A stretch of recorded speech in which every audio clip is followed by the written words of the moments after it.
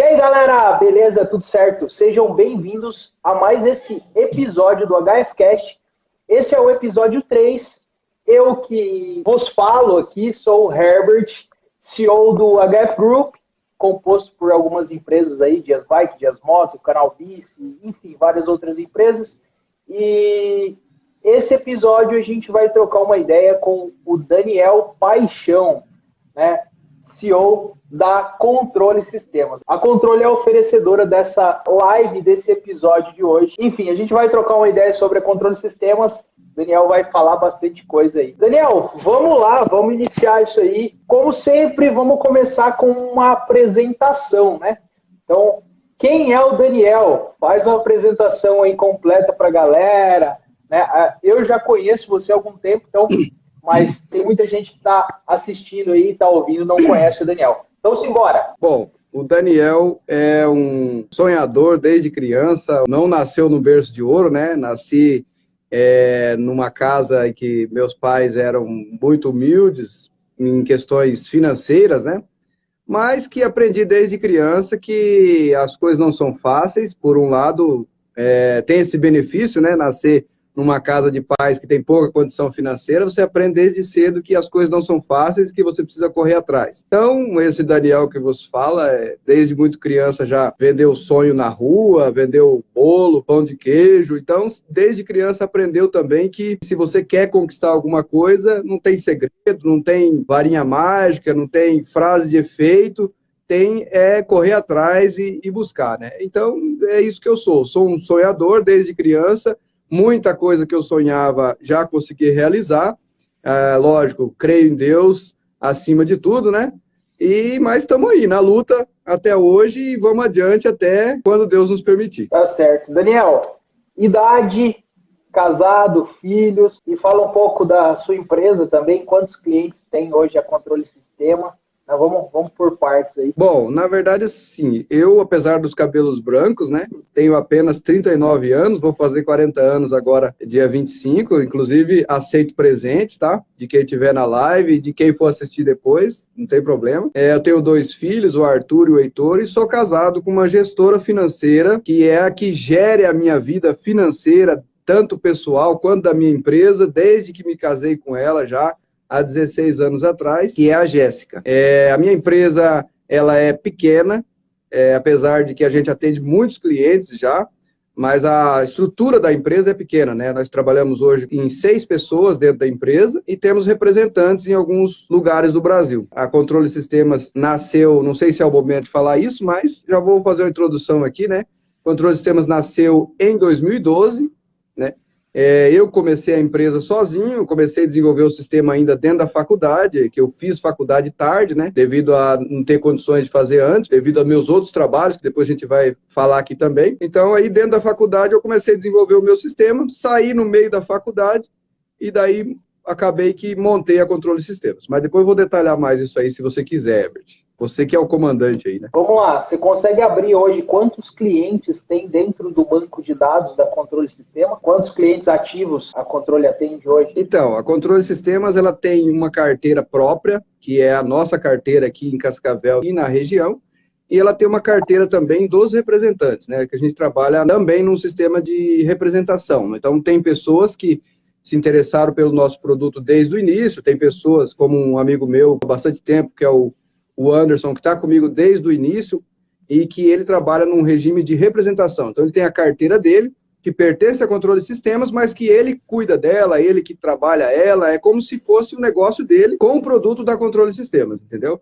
E aí nós temos também representantes lá na Bahia e no Maranhão. Então, somando tudo isso aí, já ultrapassamos a barreira dos 300 clientes. Vamos continuar agora. Daniel, então conta aí pra gente, primeiro, de onde você veio, né? E como que você chegou nesse mundo dos sistemas, né? Como você entrou nesse ecossistema de TI, né? Certo. Bom, eu, na verdade, sou nascido aqui no Paraná mesmo, nasci ali em Vaiporã. E aí, em 1986, houve uma fatalidade na minha família, acabou morrendo um tio meu assassinado, e por esse motivo meu avô, a gente morava num sítio que o meu avô tinha ali, umas terras que o meu avô tocava, e por essa fatalidade acabou que o meu avô resolveu que queria ir embora para o Mato Grosso, não queria mais viver no Paraná, não queria mais ter lembrança daqui, e fomos todos nós para o Mato Grosso. Foi o meu avô, meus pais e mais 8 irmãos deles. Então, chegamos ali no Mato Grosso ainda, era tudo, como dizem o ditado popular, né? Chegamos lá, era tudo mato, tudo muito difícil. Pra você ter uma ideia, não tinha energia elétrica, não tinha telefone direito. Quem tinha um telefone e energia elétrica na casa era só o pessoal que morava no centro, né? E ainda fomos morar num bairro lá bem afastado, onde não tinha saneamento básico. Então, a ideia, a gente não bebia água gelada, a água mais gelada que a gente bebia era água de poço, né? Como é muito difícil naquela época, lá o garimpo estava terminando, a época de ouro do garimpo, a época do auge do garimpo estava acabando, e por esse motivo a economia foi afundando, sabe? Meu pai tinha uma oficina, trabalhava consertando motor de garimpo, draga de garimpo, e aí o movimento dele foi caindo também, e as coisas foram se afunilando, muita gente foi embora da cidade, a coisa foi ficando difícil. Eu acredito que seja a primeira crise que eu vivi a nível de economia na cidade, que eu me lembre, né? E depois, aí, quando isso passou, meu pai pensou em ir embora, porque a coisa era muito difícil mesmo, não tinha trabalho. E aí minha mãe começou a passar roupa para outras pessoas, começou a limpar a casa de outras pessoas. Eu acompanhei tudo isso aí e já foi nascendo em mim assim um movimento para querer também me mexer no sentido de ajudar, né? Tanto que com 6, 7 anos de idade, a minha mãe saía para trabalhar, às vezes a gente ficava o dia inteiro em casa e eu pensava, meu Deus do céu, será que é assim que é a vida, né? Mas daí com 10 anos, 9, 10 anos, já...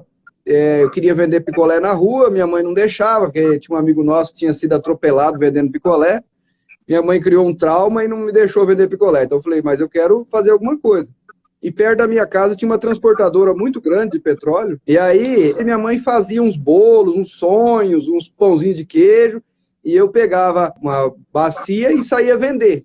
E aí eu já comecei a entender que dava para ter o meu próprio dinheiro e ajudar em casa, né? Apesar de pouco, mas... as coisas já foram clareando na minha mente. Depois disso, fui trabalhar numa máquina de arroz, fazendo serviço pesado mesmo. Aí surgiu, eu digo assim, que a virada na minha vida profissional, o começo real da minha vida profissional, foi quando a minha prima, que trabalhava no Banco do Brasil, ela veio uma empresa terceirizada fazer um trabalho de recadastramento das contas do Banco do Brasil, informatização do Banco do Brasil e recadastramento das contas, né? E aí minha prima perguntou se eu não queria trabalhar fazendo isso no Banco do Brasil. Eu aceitei, nem fazia ideia do que era, acho que eu tinha 13, 14 anos de idade. E aí foi onde eu conheci pela primeira vez, tive contato com o computador. Ó, pra você ver, parece um negócio, falando assim, parece que eu tenho 70 anos de idade, né? Mas foi onde eu, pela primeira vez, tive contato com o computador. Ainda era aquelas tela preta, né? Aqueles códigos de antigamente, sistemas fabricados. Tipo COBOL, basicamente tela azul, tela preta, quadradinho, né?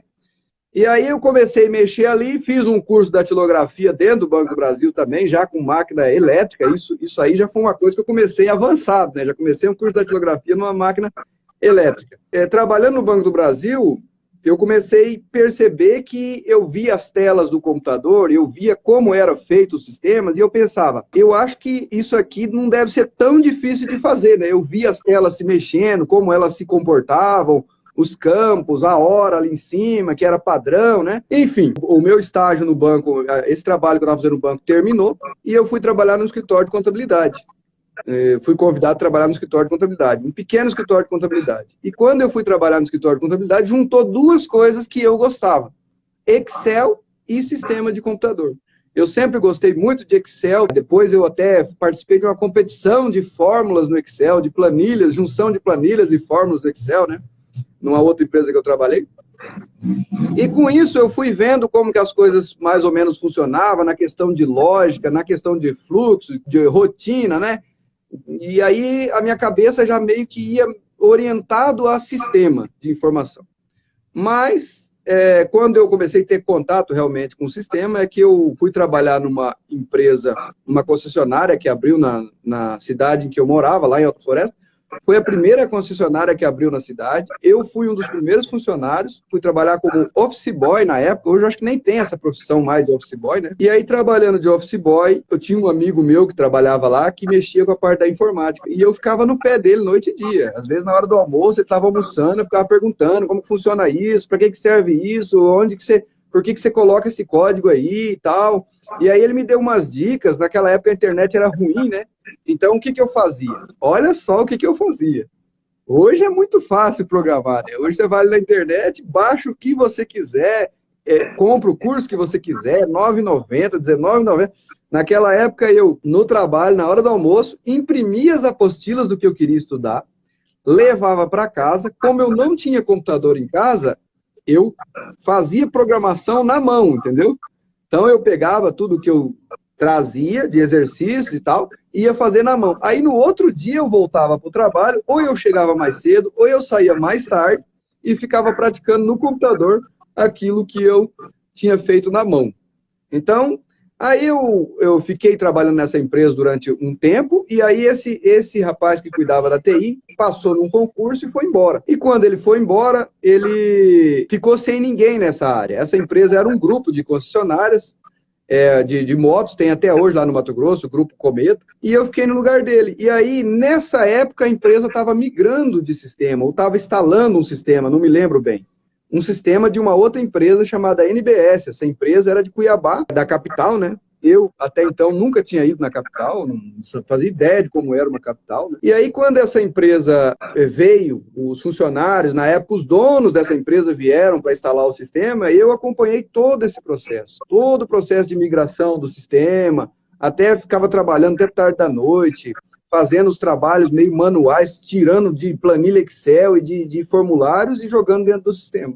E aí eu trabalhei, aprendi o sistema rapidamente e fiquei bom no sistema, consegui aprender o máximo possível e ficava reportando os bugs, porque a empresa que instalou o sistema para nós naquela época também estava meio que começando assim a sair outros estados. E aí um dia recebi uma ligação de um dos donos dessa empresa, em Cuiabá, que me chamou para ir trabalhar com ele. Na época, o Orione, essa empresa era a NBS, e aí eu saí, meio que me deu uma doida, falei para minha mãe ficou doida de sair de perto dela, imagina morar na capital, um menino lá do interiorzão do Mato Grosso. Que idade você tinha nessa época, Daniel? Tinha 17 para 18 anos, pra você ver que doidura.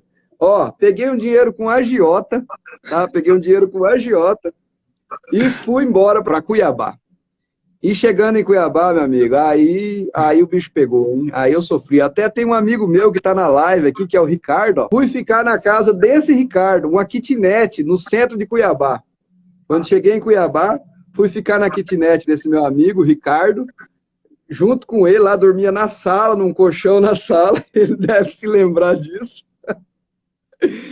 E aí, cara, Herbert, aí que o bicho pegou, hein? Imagina, você sair de uma cidade que não tinha 20 mil habitantes e ir para uma capital, Cuiabá, um calor. Fui assaltado, passei dificuldade, todo tipo de dificuldade que você pensar. Porque assim, ó, quando eu saí de Alta Floresta para ir para Cuiabá, o salário que me ofereceram era bom. Mas era bom se eu ficasse em Alta Floresta, entendeu? E Cuiabá era pouco. Então, passei apurado e tal, fiquei nessa empresa em treinamento um tempo, um trabalho interno, e um dia o meu patrão chegou para mim e falou, ó, a partir de hoje você vai começar a viajar pelo Brasil, instalando o sistema e fazendo treinamento. A gente fazia tipo uma espécie de consultoria para as empresas no sentido de treinamento mesmo, às vezes até ensinava os funcionários a trabalhar e tal. Aí foi onde eu realmente vi um outro lado das empresas que eu não conhecia, né? Então, imagina, eu Malemar tinha andado de ônibus, fui para o aeroporto, 4 horas da manhã, meu patrão falou para mim, amanhã, 4 horas você vai sair. Eu passei um apuro, rapaz, a noite inteira acordado. Aí no outro dia eu fui para o aeroporto, peguei o avião, com bastante dificuldade. Que eu falei, fui para Cuiabá, de Cuiabá fui para São Paulo. Comecei a trabalhar com... O trabalho que a gente fazia assim, a empresa tinha uma equipe, instalava sistema, dava treinamento, começava do zero. Pegava lá uma concessionária com, sei lá, 30, 40 funcionários. Eu sei que a gente chegou a trabalhar uma vez na concessionária em Brasília, que tinha 50 funcionários, e a gente fazia o trabalho desde... do financeiro, vendas, parte de ordem de serviço, Enfim, toda a contabilidade, toda a parte que envolvia a concessionária, a gente fazia esse trabalho, instalava o sistema, dava treinamento, configurava banco de dados, fazia conversão de dados. O nosso banco de dados era um dos bancos de dados mais seguros que existe, que é o Oracle, né, naquela época. E com isso, eu, em paralelo, continuei estudando a programação e fui programando em Delphi, que até hoje programo em Delphi, né? Estou aprendendo outras linguagens agora, estou mexendo com outras linguagens, mas programo em Delphi. Ô, Daniel, até aí você não tinha feito faculdade ainda. Não tinha feito formação. Não, eu não tinha terminado nem o terceiro ano, entendeu? Eu não tive tempo de estudar, não conseguia estudar porque trabalhava muito e não conseguia estudar. A vida era corrida. Ó, pra você ter uma ideia, em Alta Floresta eu andava cerca de 20 quilômetros por dia de bicicleta, só na função de trabalhar, basicamente, sabe? E aí, depois de 3 anos nessa empresa, já estressado, cansado, não aguentava. Ó, pra você ter uma ideia, eu que nunca tinha andado de avião, a minha rotina era aeroporto, hotel, avião. Era essa a nossa rotina. A gente chegava num hotel, desfazia as malas, entrava para dentro, aí trabalhava ali aquele tempo que trabalhava, às vezes uma semana, às vezes 2 semanas, às vezes quase um mês, às vezes 2, 3 dias, juntava tudo, botava na mala, ia para o aeroporto, pegava o avião, ia para outro lugar, enfim, viajava de norte a sul do país fazendo isso. Esse era o nosso trabalho. Aí, um dia fui para Alta Floresta de férias e lá, aí começa o problema, né? O problema... Eu conheci a minha esposa, a Jéssica. Na época, fui para lá e conheci a Jéssica na igreja. Então, quando eu conheci a Jéssica, eu já estava cansado de trabalhar daquele jeito. Você não tinha casa, você saía de casa às vezes em janeiro, voltava lá para o meio do ano para casa, entendeu? Eu chegava em casa, sua casa parecia que nem era sua casa. Aí quando eu conheci a Jéssica, eu me apaixonei por ela lá de cara, entendeu? Ô Daniel, só um resumo, você ficou quanto tempo nessa função ali das viagens aí? Da NBS. Eu fiquei 3 anos e pouquinho. Entendi, beleza. Aí quando eu conheci a Jéssica... Ó, a Jéssica comentando, você arrumou problema. Não, o problema que eu digo é o problema... depois eu vou ter que me resolver, me acertar aqui em casa, mas tudo bem. O problema não é a Jéssica, o problema foi que eu já estava querendo sair da empresa na época, né?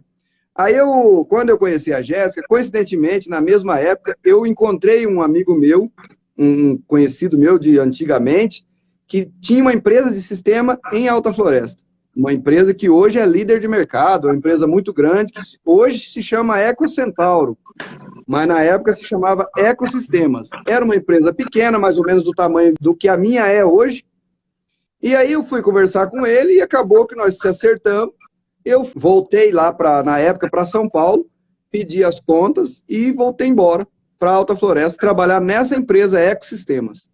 Aí lá fui trabalhar diretamente com desenvolvimento de sistema, o meu trabalho era análise e desenvolvimento de sistemas. Então, trabalhava já com Delphi. Eles também tinham um sistema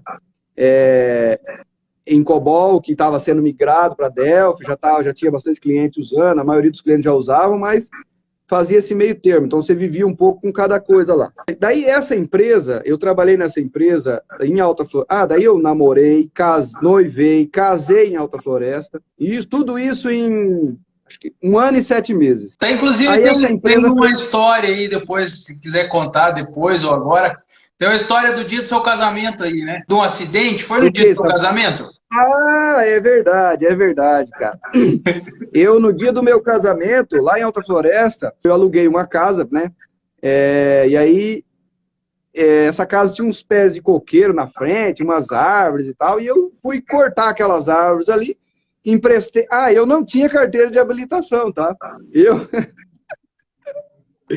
Eu viajei todos esses lugares, trabalhei em todas as empresas e não tinha carteira de habilitação. Aí, eu peguei uma caminhonete emprestada de um amigo meu, que é o mesmo cara que me emprestou o dinheiro para mim vir embora para Cuiabá. Esse cara me emprestou essa caminhonete para me puxar esses galhos. E aí, tava eu e a Jéssica dentro da caminhonete e fomos levar esses galhos num bairro lá. E aí, Tava indo, quando eu cruzo uma estrada de chão, vem uma moto, no dia do meu casamento, hein? No dia do casamento.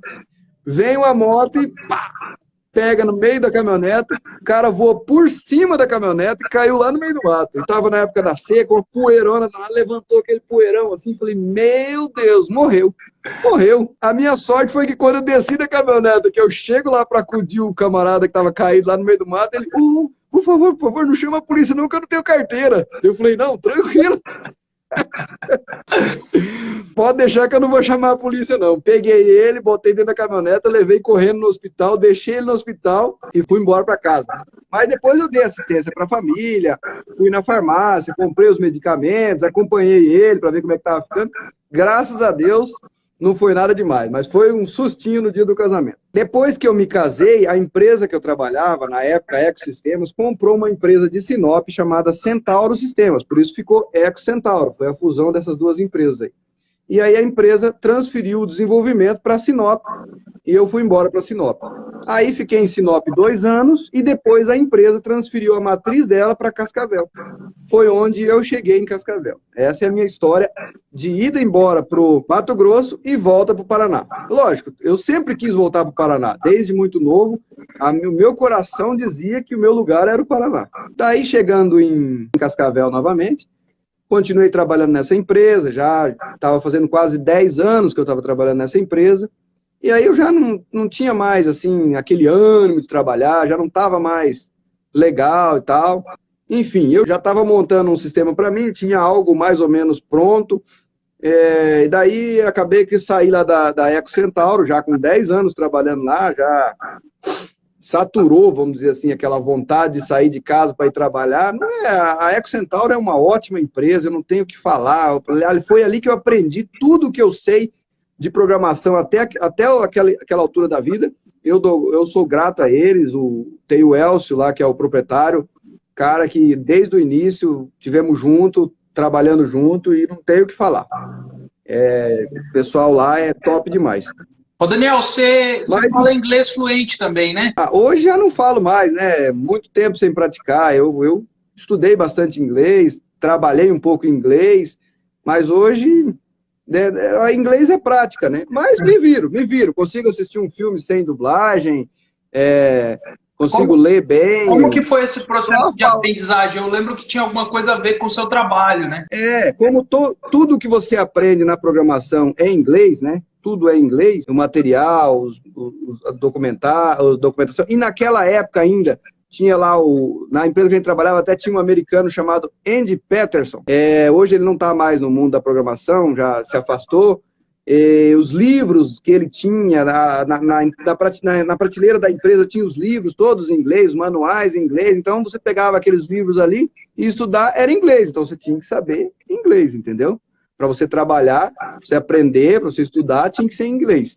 E aí o banco de dados que a gente trabalhava também, que era Oracle, ele é todo em inglês, né? Como todo programador, algum programador que esteja aí na live sabe disso. Então você tem que se virar. E naquela época era bem mais difícil também, né? Hoje tem uma escolinha em cada esquina, é barato para aprender inglês. Naquela época, ou você tinha que pagar um absurdo, coisa que eu não tinha dinheiro, ou você tinha que se virar. E eu sempre fui, desde novo, me virando, né? Você falou que você já estava com o seu sistema quase pronto. Como que você fazia? Você ia desenvolvendo, tipo, à noite? Como que era esse processo, né? Então, basicamente, eu trabalhava durante o dia na Ecocentauro e à noite eu ia para a faculdade, né? Daí, quando foi em 2009, eu resolvi fazer a faculdade. Minha mulher foi fazer uma faculdade na Univel e eu fui também fazer uma faculdade. E aí, lá na faculdade, nas aulas que menos me interessava, eu ia desenvolvendo o meu sistema, entendeu? E aí chegou um ponto da faculdade que eu não quis mais levar adiante, não dava mais para trabalhar, fazer faculdade e desenvolver um sistema. Aí eu saí da faculdade e continuei desenvolvendo o sistema por mais um tempo, até ele pegar um corpo, né? Porque o sistema ele tem uma estrutura básica e ele tem os seus adjacentes, né? As coisas que são acessórias ao sistema. Pelo menos essa estrutura básica, eu tinha em mente que ela tinha que estar pronta. E aí eu ia estudando na faculdade e desenvolvendo o sistema. Depois saí da faculdade e continuei desenvolvendo o sistema. Eu não cheguei a concluir a faculdade naquela época. Aí o que aconteceu? Teve um amigo nosso aqui, que indicou um mercadinho para mim. Ah, não, eu fiz uma tela de vendas no meu sistema para um tio da minha mulher que mora lá em Ubiratã.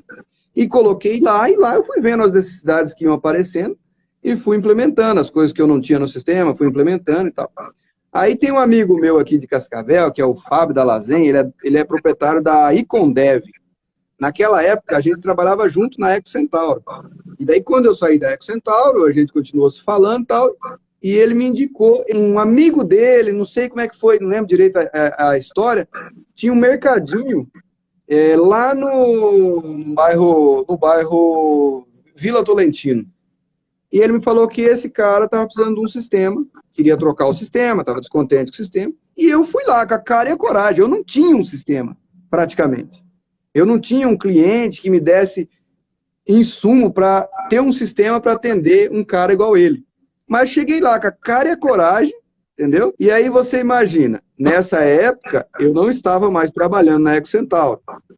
E a minha vida era sustentada de um dinheiro que a gente tinha. A gente tinha um planejamento, então a gente tinha um dinheiro. Então, eu tinha que começar do zero de novo. Eu ganhava um bom salário, um salário razoável naquela época. Eu saí de ganhar um salário razoável para arriscar tudo na minha empresa. E eu pensei, se não der certo, eu tenho a profissão. Amanhã ou depois, vou pedir emprego. Eu vou conseguir um emprego.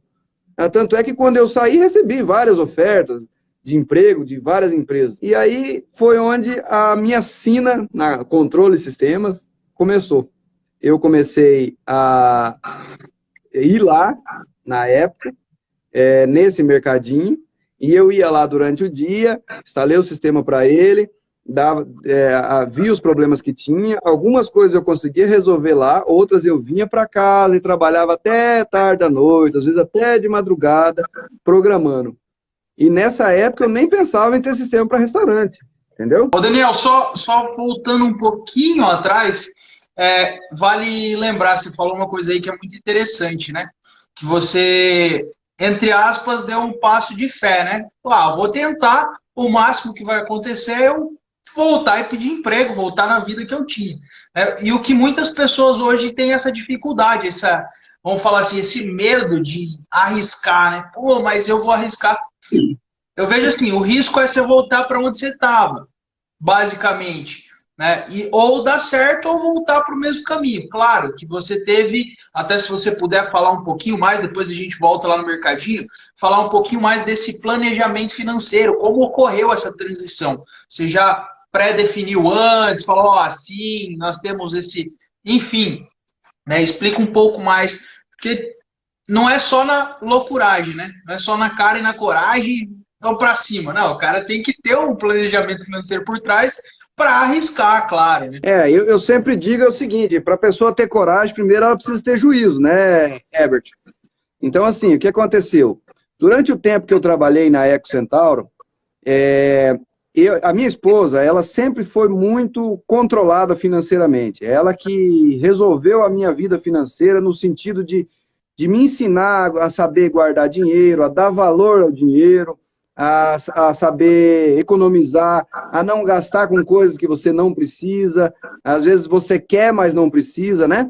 Então a minha esposa, ela sempre foi o meu braço direito, o meu alicerce nesse ponto aí, porque eu ganhava bem, mas eu nunca soube guardar dinheiro, eu nunca soube dar valor para o dinheiro. Assim, você não pode ser escravo do dinheiro, mas você tem que saber que o dinheiro acaba e acaba rápido. Então, a minha esposa, quando ela entrou na minha vida, que nos casamos, ela começou eu passei tudo para ela, porque a gente teve uns conflitos no começo, por causa disso, por causa que eu era gastador, eu queria comprar, às vezes eu fazia dívida e esquecia de pagar, não era porque eu era nó cego, não, eu esquecia de pagar mesmo, sabe? E a gente teve vários conflitos por causa disso. E aí, quando ela começou a organizar a nossa vida financeira, que eu falei, então é o seguinte, dinheiro a partir de hoje é com você. Passei tudo para ela, conta no nome dela, o meu salário já vinha, ela que sabia quando recebia, como que vinha. Aí, quando eu saí de ser empregado, né, deixei de ser empregado, aquela vidinha confortável em que você sai de casa de manhã para cumprir o seu horário de trabalho, você tem os seus benefícios, seu salário garantido, seu 13º, suas férias, perdi tudo isso aí, e fui me arriscar. A gente tinha um caixa, entendeu? Já tinha um caixa, até o acerto que eu fiz na empresa na época, eu saí com um bom dinheiro, eu já tinha o dinheiro guardado, compramos um carro, compramos um apartamento e o dinheiro que sobrou dava para a gente viver aí um tempo com metade do que a gente vivia. Então, a gente chegou a... Isso não estou dando uma de coitadinho, nada, mas chegamos a dividir, e saímos para comer e dividir uma latinha de Coca-Cola, entendeu? É a realidade, né? É a realidade. E todo mundo que quer fazer alguma coisa na vida tem que pagar um preço, né, Daniel? Aquilo para mim foi muito cruel, sabe, Herbert? Por quê? Porque eu nunca tinha, a minha cabeça nunca foi para economizar dinheiro, para ser organizado financeiramente. Aí, de repente, entra na minha vida uma pessoa que sempre foi, desde criança, organizada financeiramente, sempre guardou dinheiro, sempre cuidou do dinheiro dela, do que ela ganhava, entendeu? Quando a gente casou, ela tinha dinheiro guardado e eu gastei todo o dinheiro com o casamento. E ela trabalhava na sorveteria na época, antes de casar, e ela conseguiu guardar dinheiro. Então, a minha mulher, para essa parte aí de gestão financeira... Foi na minha vida, eu digo que foi Deus mesmo que colocou ela na minha vida. E detalhe, quando eu comecei ali a engatinhar na minha empresa, nasceu meu filho. Então, a gente tinha, eu estava desempregado, começando o meu negócio, com uma criança pequena, né? E um dinheiro que dava para a gente viver ali um tempo. Tudo fruto dessa organização anterior. Aí quando chegou... Olha, eu digo para você que eu não sei nem quantas horas eu trabalhava por dia, Herbert, mas eram muitas horas, viu? Eu cheguei a trabalhar assim das 6 da manhã até 1, 2 horas da manhã, semanas, assim, sábado, domingo, não tinha limite, sabe? E daí as coisas começaram a funcionar, as coisas começaram a engrenar, começou a aparecer um cliente aqui, outro ali, um começou a indicar o outro... E aí as coisas começaram a tomar um corpinho assim já e tal. Aí tinha um amigo meu que trabalhava num boliche, o Anderson, aqui de Cascavel. Aquele boliche que tinha aqui, onde é o Boniati hoje, como que é o nome ali? Esqueci o nome do boliche. Mas enfim, esse meu amigo trabalhava ali, ele que era o gerente ali do boliche. E aí ele falou para mim, cara, nós estamos usando um sistema aqui, é um sistema muito ruim, suporte muito ruim. Queria saber se você não tem interesse de entrar nessa área. Aí... Foi outro pulo que eu dei, outra arriscada que eu dei. Lógico, essa bem mais planejada, né? Já tinha uma estruturinha, já tinha nome nascendo.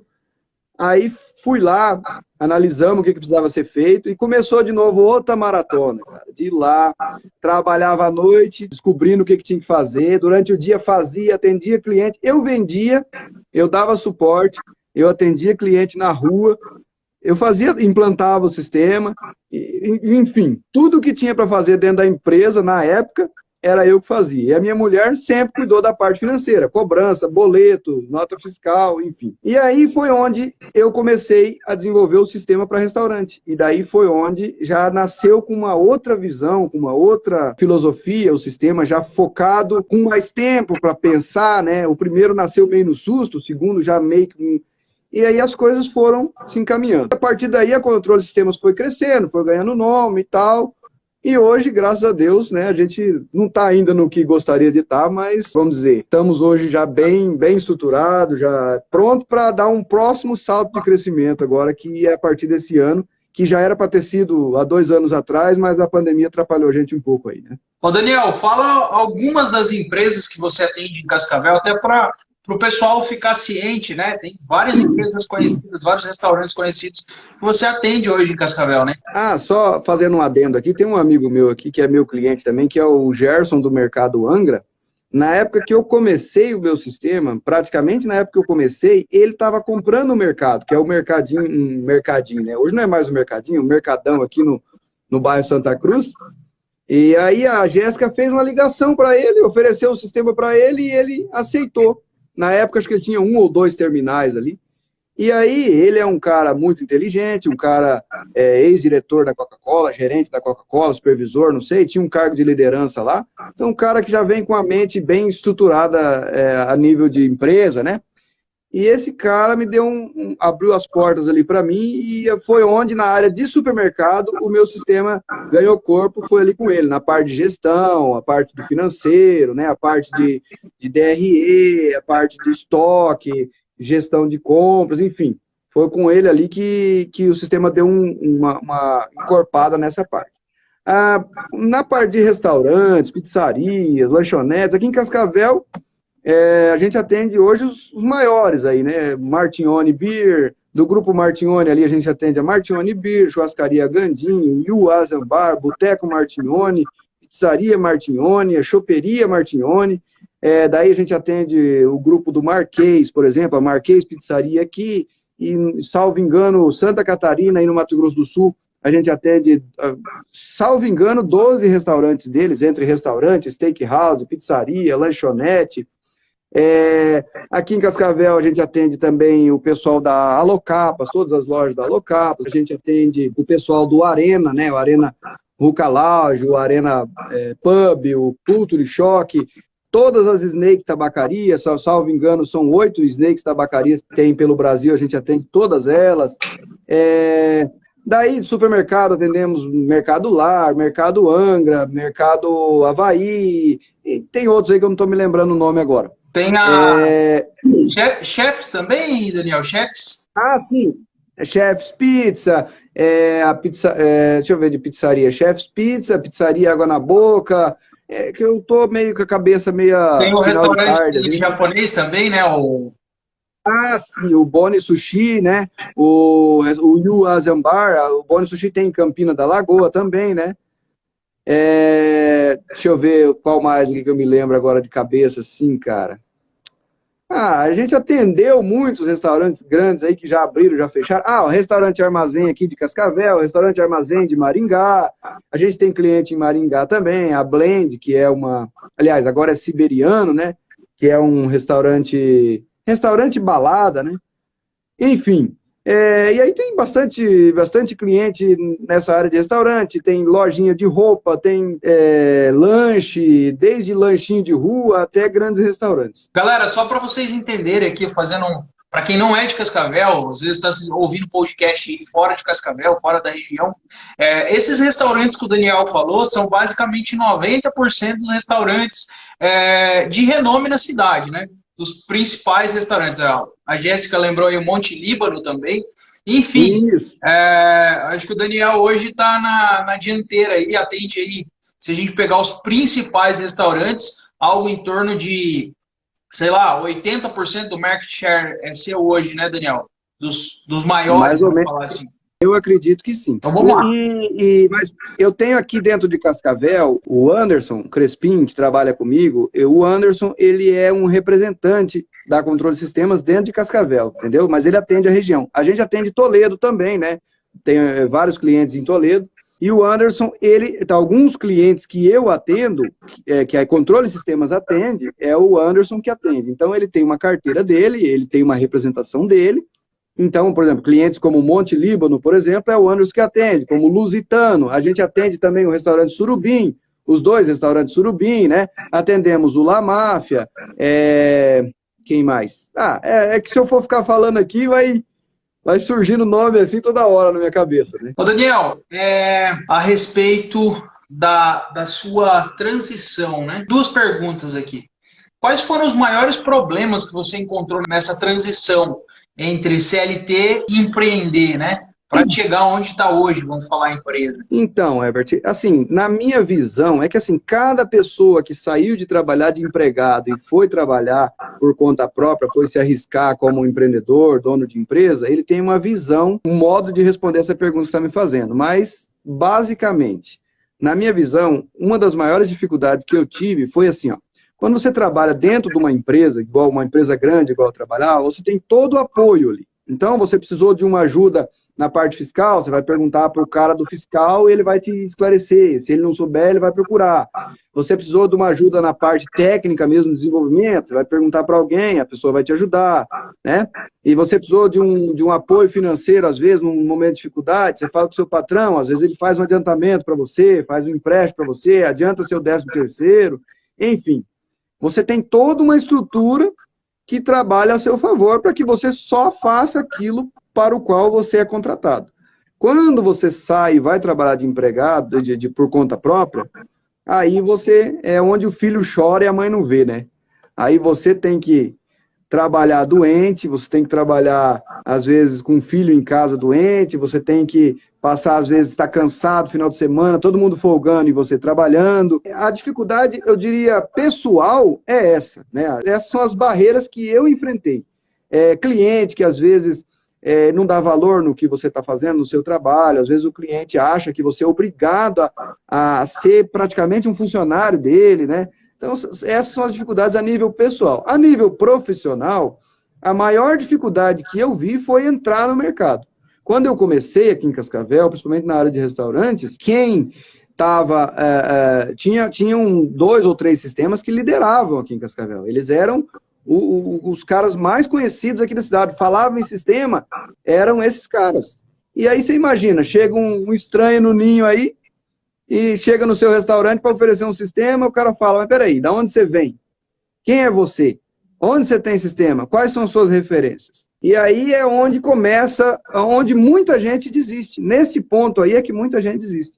Aí você chega lá no cara, você instala o sistema para o cara fala, mas o sistema que eu usava tinha isso, né? O produto que eu utilizava, ele tinha esse recurso, tinha esse outro recurso. Aí você sair dali e você saber que você não tem uma estrutura que te dá apoio, retaguarda, você saber que você tem que sair dali no final do expediente, às vezes 11 horas da noite, meia-noite, ir para sua casa e fazer aquilo que o cara falou que o outro cara tinha, para que você não perca aquele cliente, para que você possa correr atrás de outros clientes.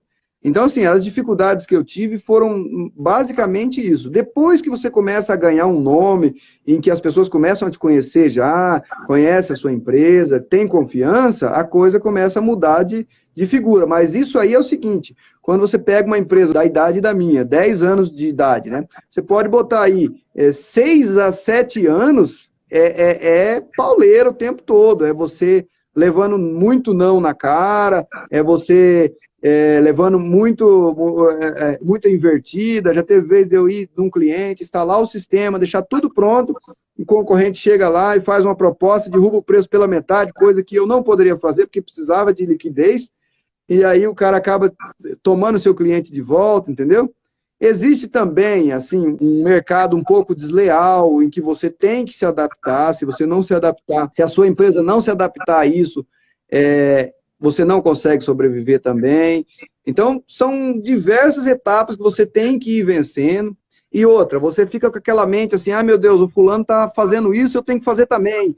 Meu Deus, o ciclano está fazendo isso, até você ponhar na sua cabeça que você tem um produto, que o seu produto é bom, que o mercado está aceitando o seu produto como ele é, e a linha que você está seguindo, que às vezes foi moldada um pouco pelo seu pensamento, mas um pouco pela exigência dos seus clientes, ela é uma linha até certo ponto correta, é difícil, viu? Você dar essa virada aí é difícil.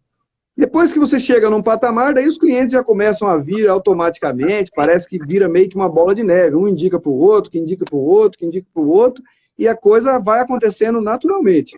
Mas até chegar nesse ponto aí, dá muito trabalho, viu? Você tem que ter muita resiliência para resistir. Eu pensei em desistir várias vezes.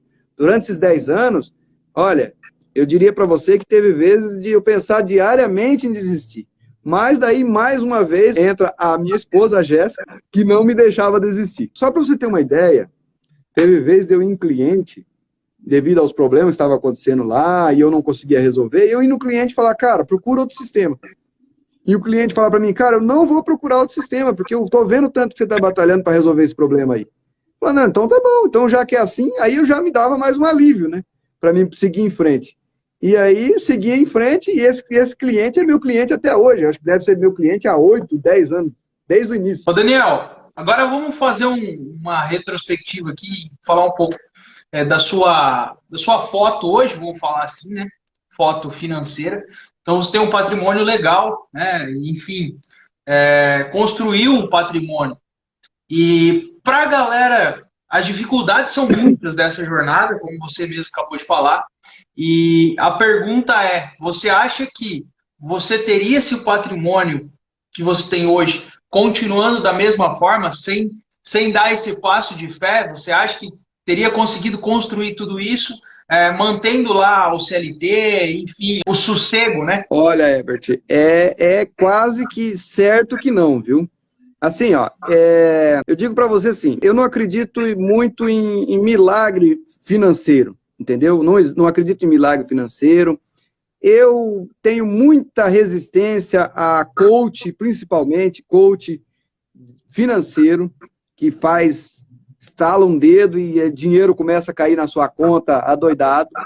Eu tenho muita resistência a fórmulas mágicas de sucesso, a mudança de mindset para começar a ganhar dinheiro. Existe uma frase que o povo fala por aí que não entra na minha cabeça, que é você tem que tomar posse da sua benção, vamos dizer assim, né? Isso aí, eu acredito que Deus abre as portas para você e te diz assim, meu filho, tá aí a oportunidade, agora é com você. O suor da camisa, ele é inevitável, né? O calo no pé e na mão é inevitável, a dor no joelho é inevitável, se você quiser produzir alguma coisa um pouquinho acima do que a massa geral. Então, assim, eu digo para você que se eu não tivesse me arriscado naquela época, provavelmente eu estaria hoje trabalhando ou na EcoCentauro ou outra empresa, ganhando um salário razoável, né? Um salário bom, porém, eu não teria conquistado nem metade do que eu já conquistei hoje na minha vida. Eu e minha mulher, a gente tem uma filosofia de organização financeira que não nos dá permissão de fazer financiamento, principalmente de coisa grande, de fazer empréstimo em banco. Se tem dinheiro, compra, se não tem, não compra, entendeu? É lógico, às vezes dividir uma coisa num cartão, se você sabe que você tem condição de pagar, não é proibido, mas não é uma prática comum também. Às vezes vale a pena, né? Você chega no local, você tem dinheiro para pagar à vista, mas não tem desconto. Vale a pena você trabalhar com aquele dinheiro e pagar parcelado, claro, né? Exato, exato. Aí você tem que analisar, vamos dizer, o custo-benefício de você pagar parcelado, né? Mas eu sempre falo assim, Herbert, o que é supérfluo, você não deve parcelar, entendeu? Se você tem dinheiro, você compra, senão você não compra. Agora, o que é de necessidade, ou aquilo que você vai te dar um retorno futuramente, aí não tem problema, você está fazendo um investimento, né? E você vai ter um retorno daquilo. Então, quando eu cheguei em Cascavel, a gente praticamente vivia com o salário que eu ganhava, mas tinha um dinheiro guardado, mas nunca imaginei que eu ia, por exemplo, comprar um apartamento, construir uma casa, nunca imaginei essas coisas aí, sabe? Não imaginava isso naquela época.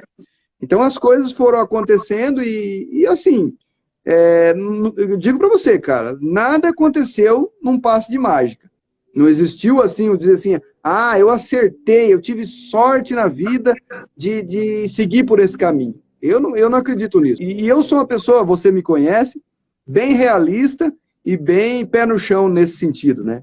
Então, eu não sou muito de mostrar as coisas que eu estou fazendo, as coisas que eu estou conquistando, justamente para não criar uma falsa ideia de que tudo é muito fácil, de que tudo é rápido, é só você virar a chave e o sucesso vem. Isso é uma coisa que muita gente às vezes romantiza, né? Inclusive no nosso episódio número 2, que é o episódio anterior, a gente bateu um papo com o Lucas Emanuel e surgiu esse mesmo contexto, né? E o Lucas Emanuel falou, acho que basicamente com essas palavras, a sorte aparece para quem está trabalhando, para quem está pronto, para quem está preparado, né? Então, sorte, na verdade, nada mais é do que aproveitar oportunidades e estar disposto a trabalhar e correr atrás, né? Basicamente é isso. Não existe aquele, nossa, esse cara teve sorte, mas ninguém viu tanto que trabalhou até as 10, 11, meia-noite, 1 hora da manhã. Né? Parece até clichê falar isso. É sorte na vida, cara teve sorte, mas é a realidade, né? Infelizmente é a realidade. Quem romantiza demais essa parte financeira, que acha que as coisas vão acontecer de uma maneira que de uma hora para outra você vai ter um despertar, vai montar um negócio e aquilo vai explodir, não sabe do que está falando. Por isso é importante, eu sempre deixo assim, quando eu vou falar com uma pessoa mais nova, um jovem que às vezes está fazendo uma faculdade, sonha em empreender ou em se aventurar em determinada profissão, é sempre pé no chão, é sempre um passo de cada vez, é sempre muito juízo na cabeça, ouvir quem já passou pelo caminho que você está começando a trilhar, quem já está lá na frente, é isso que monta na pessoa uma estrutura e uma base, vamos dizer assim, profissional, financeira, organizacional da vida, para que a pessoa possa ir crescendo de maneira sustentável, né? Porque não adianta também você explodir, acertei uma vez, explodir, mas não tem uma base, da mesma maneira que você vai subir, você vai descer. E aí a queda vai ser muito maior, né? Ô Daniel, já aproveitando essa questão dos jovens aí, tem muita gente, às vezes, vários jovens hoje que se encontram, às vezes, meio perdido, né? Isso é comum, o cara, putz, o que eu vou fazer e tal, e às vezes tem uma afinidade com a parte da informática, com a parte do TI, né? Uma dica para esses jovens, né? Ou até, talvez nem tão jovens assim, né? Pessoas que já têm uma certa idade. Para aprender a programar hoje, né? Se você fosse aprender hoje do zero, você iria pelo caminho tradicional da faculdade e tudo mais, ou você acha que tem muito conteúdo bom hoje na internet? Enfim, dá para o cara começar e dar o start na carreira dele com conteúdos online? Então, Herbert, é até complicado falar, porque assim, o que acontece? Na área do desenvolvimento de sistemas, tem dois tipos de perfil. Tem aqueles que já têm um dom de programar, a mente dele parece que já tem uma facilidade para isso, ele consegue aprender com muita velocidade, sem muita dificuldade. E tem gente que está no mundo do desenvolvimento de sistemas por insistência, por estudo, por aprendizado. Para essa segunda turma aí, eu aconselho a faculdade, entrar na faculdade, porque mesmo que você já saiba alguma coisinha de programação, a faculdade, ela nada mais é do que organizar o seu trabalho, o seu modo de trabalho, organizar seus pensamentos, organizar o seu modo de trabalho, estruturar, te dar uma base para que você possa seguir em diante.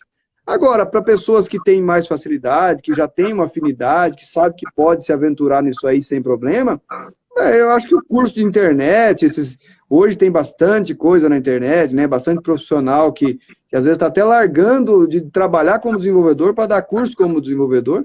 E uma dica que eu dou, hein? Eu que estou aí como empreendedor que, vamos dizer, tem necessidade de mão de obra, desenvolvimento de sistemas, está faltando mão de obra no mercado e esse mercado vai ficar cada vez mais escasso. Eu não sei como está essa geração nova aí, parece que não estão se interessando muito por esse assunto, mas a profissão do futuro, com tudo que vem surgindo de tecnologia, é desenvolvimento de software. Quem tiver nessa área, futuramente vai ganhar muito dinheiro. Já ganha hoje, né? Quem for um profissional de programação hoje, que estiver trabalhando com uma linguagem boa e que tiver bastante conhecimento, hoje um salário aí gira em torno de um programador já, vamos dizer assim, uma carreira sólida aí, chega a ganhar 10, 15 mil reais por mês, né? Que é um bom salário.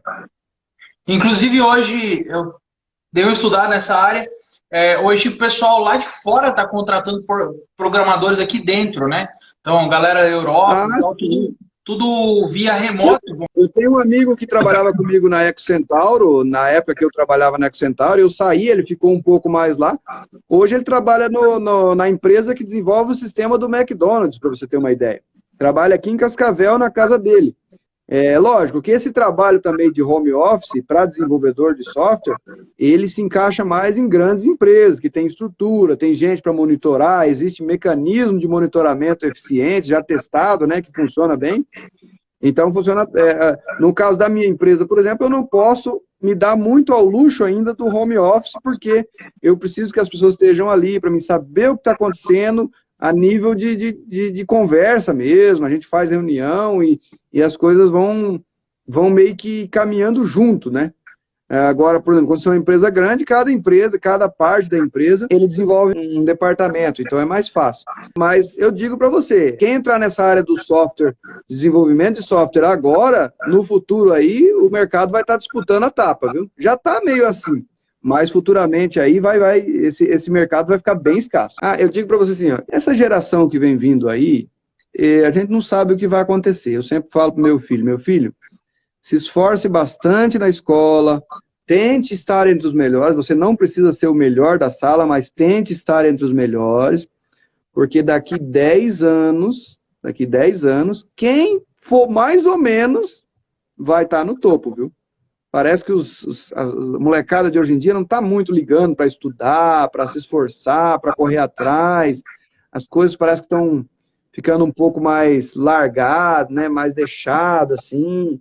Então, os pais que têm a visão de fazer com que seu filho seja melhor na escola, no sentido de estudar, se esforçar, correr atrás, esses pais futuramente vão ter filhos que vão estar liderando o mercado. Eu acredito assim. E na área do desenvolvimento de sistema não é diferente, não. Eu tenho funcionário que eu já paguei curso, que era para estar desenvolvendo hoje já. Mas, não sei, parece que não, quando chega a primeira dificuldade, para e fica por ali. Não tem facilidade de antever, de resolver problemas, né?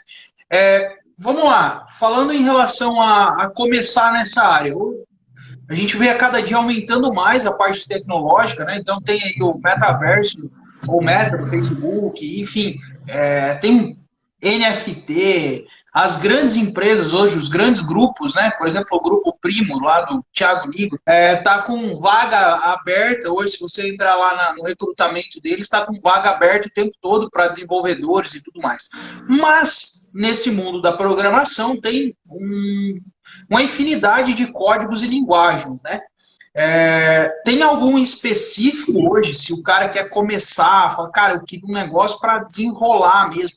Tem algum específico que você indicaria dar mais foco? Não estudar só ele, mas tipo, dar mais foco para esse? Então, Herbert, esse mundo do software, esse ecossistema do software, ele é dividido em muitas partes, mas basicamente assim, tem o profissional, o mercado hoje necessita de profissional que trabalha especificamente com banco de dados, tem o profissional que ele vai trabalhar mais com retaguarda, estruturação, engenharia, né, análise, e tem o profissional que vai realmente meter a mão na massa ali na parte de desenvolvimento.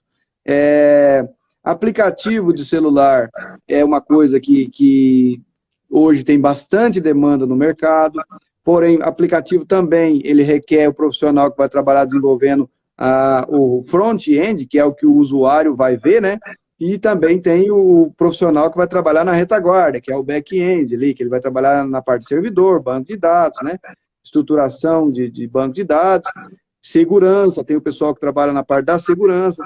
Então, assim, tudo depende no que a pessoa mais se identifica. Lógico, se eu fosse dar uma dica para você hoje, eu diria assim, aprenda, vamos dizer, uma linguagem que te dá a possibilidade de atuar em qualquer área. Então, sei lá, aprenda internet, web, aprenda HTML, CSS, JavaScript, React, Node, um banco de dados aí, um Postgre da vida, um Firebird, um Oracle, né? Eu diria para você, programação para telefone móvel, iPhone, Android. Então, assim, isso que eu falo para você, depende de que área a pessoa vai entrar, mas o ideal seria aprender a programar para a internet. A internet é aplicativo. Então, vamos lá. Resume, basicamente, em 3 conselhos que você daria para quem quer começar a programar. Seleciona 3 que você acha importante aí, 3 conselhos que você daria para quem quer começar a programar hoje. Eu daria muitos conselhos para quem quer começar a programar, mas eu diria assim, eu acho que quem quer começar a desenvolver sistemas, ele tem que ter em mente que, primeiro, não é um mar de rosas, tá? Existem muitas dificuldades, muitos problemas. Existem pessoas que chegam a desenvolver ansiedade por serem desenvolvedores de software, porque você vai criando um senso lógico e crítico que vai te trazendo esse malefício. Estude bastante, estude mesmo, porque quem está no mercado é um mercado muito competitivo, é um mercado que cada dia vai surgindo mais profissional, e esses profissionais vão melhorando e a coisa vai cada vez mais ficando mais exigente. Estude bastante e, eu diria, em terceiro lugar, não perca as oportunidades. Tem gente, eu digo assim, Herbert, tanto no mundo de negócio, de empresa, em todas as áreas na vida, tem gente que ele chega numa empresa, ele já quer começar nas cabeças, né? Então, assim, eu até recebi um currículo essa semana, que eu estou precisando contratar um desenvolvedor, eu recebi um currículo essa semana, que o menino, ele se formou em desenvolvimento de sistemas, pelo currículo dele, parece que ele fez uma pós-graduação, parece que já tem uma certa experiência, mas ele mesmo me falou, cara, eu preciso entrar como suporte. porque eu sei programar, mas não conheço regra de negócio. Eu não conheço como funciona uma nota fiscal de compra, como funciona uma saída, um financeiro e tal. Então, eu queria uma vaga para suporte e, estando no suporte, começar a programar dentro da sua empresa.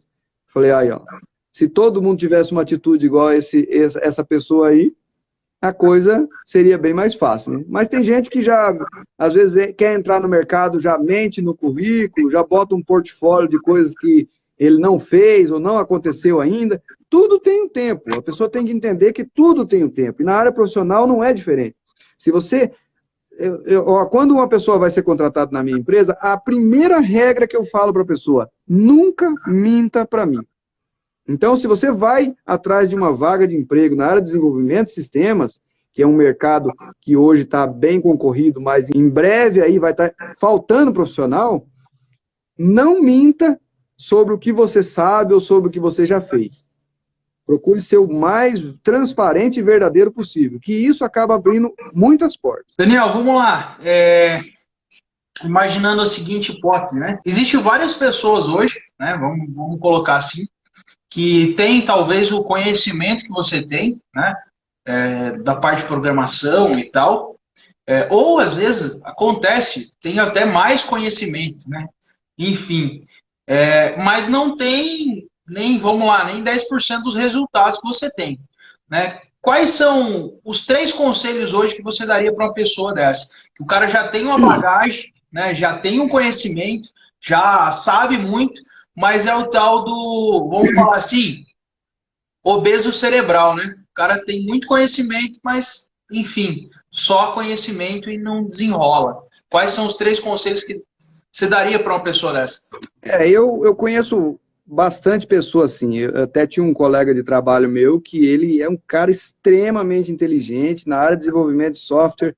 Ele é praticamente o Messi do desenvolvimento do software, na empresa que a gente trabalhava. Não tinha o que aquele cara não fazia. Eu queria ter metade do conhecimento na área de desenvolvimento de software que aquele cara tem. Só que ele trabalha de funcionário, ele não conhece o potencial que ele tem. Ele é como um elefante lutando com um leão, entendeu? Se o elefante soubesse a força que ele tem, né, ele mataria o leão facilmente. Então eu digo assim, a pessoa que tem um conhecimento, que sabe que tem capacidade de se arriscar na área do empreendedorismo, que ele gostaria de largar de ser empregado e trabalhar por conta própria, o conselho que eu dou é que se você tem uma estrutura e você está certo do que você vai fazer, tente, porque se você tem o conhecimento, você tem uma profissão. Então, não deixe para trás nenhuma mágoa, né, nem um resquício de mau comportamento que te atrapalhe um dia de, se for preciso, voltar, né? E aí, saia e tente fazer alguma coisa. Não é fácil. Você trabalhar de empregado, às vezes, te dá muita comodidade e te dá facilidades que jamais você vai ter trabalhando, sendo dono do seu próprio negócio. Sendo dono do seu próprio negócio, você sabe como que é, né, Herbert? Você sabe como foi hoje. Amanhã é só Deus que sabe. Tá certo. Eu diria assim, talvez você tentar por conta própria, talvez você arrumar alguém para tentar junto com você, às vezes você tem um colega de trabalho que vocês dois têm o mesmo pensamento, ou talvez ele é mais aberto à área comercial e você mais à área técnica, você pode tentar junto com ele, isso também pode trazer um resultado mais rápido, né? E não desista. Eu acho que se tem um sonho, você tem que se botar a caminho e tentar fazer aquilo acontecer. Eu diria para você assim, nós somos cristãos, né? Então nós buscamos o nosso objetivo como cristão é um dia ir para o céu, né? Todo cristão tem esse objetivo que um dia é ir para o céu.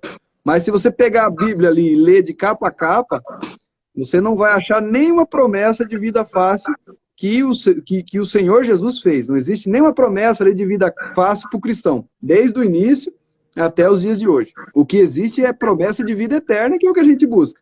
E trazendo isso para o mundo empresarial, quem vê um empresário, às vezes, andando num carro novo, às vezes comprando uma casa, construindo uma casa, viajando, né? Ele não sabe o que acontece nas entrelinhas, que 30% é aquilo, e 70% é muito trabalho, é muita renúncia, é muito esforço, é correria, às vezes você fica doente, o funcionário às vezes pega uma gripinha e fica em casa. Não estou falando mal, eu não estou falando mal, é o benefício que ser funcionário você tem esse benefício, Exatamente. né? A lei te dá esse amparo.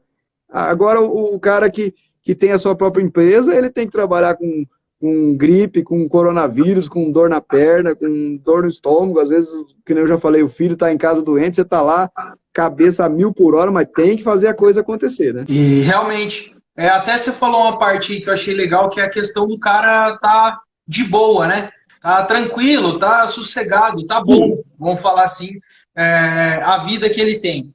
E eu trago aqui uma frase que eu achei bem interessante, que é uma frase do James Collins, né? É o escritor de um livro chamado Empresas Feitas para Vencer.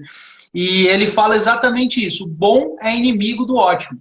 Porque geralmente quando você chega num patamar bom, você vamos falar assim, fica de boa, né? Se acomoda. Exatamente. E para de buscar o ótimo. Exatamente. Na verdade, assim, conforme o tempo vai passando na sua vida e você vai ficando mais velho, né? Você vai criando mais experiência, a experiência ela traz a resiliência. Então, conforme você vai ficando experiente, você vai deixando de se arriscar, vai deixando de tentar. Às vezes você já sabe mais ou menos onde que aquilo vai dar, ou você acha que sabe onde aquilo vai dar. Então é mais fácil uma pessoa nova criar algo ou começar algo e se dar bem do que uma pessoa mais velha fazer isso, né? Então, assim, eu digo para você que se eu pudesse voltar atrás no tempo, provavelmente eu estaria muito melhor, todos nós, né, estaríamos muito melhor do que estamos hoje. Por quê? Porque a pessoa, quando é nova, ele tem a cabeça um pouco mais aberta para se arriscar, ele não criou as cicatrizes ainda. Então eu digo para as pessoas que são novas, sempre digo para as pessoas novas, arrisque, é o momento de arriscar. A pessoa tem independência para isso, né?